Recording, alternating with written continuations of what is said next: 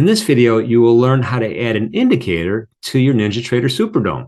I'm going to go ahead and right-click in the white border of the SuperDOM. It's going to bring up a drop-down menu, and I'm going to go ahead and pick the word indicator.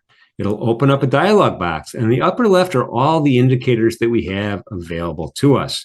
So what I'm going to do is I'm going to add order flow volume weighted average price. I want to see where that VWAP is on the SuperDOM. So I'm going to double click. It's going to bring it down to the configured area and it's highlighted. And on the right hand side, I want to make sure that the color coding is proper and all the settings are set right. I'm going to calculate setup. I'm going to calculate on price change. So I get the latest information. And then I want this order flow VWAP line to be purple because I like to see purple. I'm going to go ahead and apply. I'm going to hit OK. And now I've added that color-coded VWAP to my trading ladder. And there it is. Take off Auto Center, scroll up. This is telling me where volume-weighted average price is. Thank you for watching, and be sure to check out all of our quick tip videos to help you get started with the NinjaTrader Desktop platform.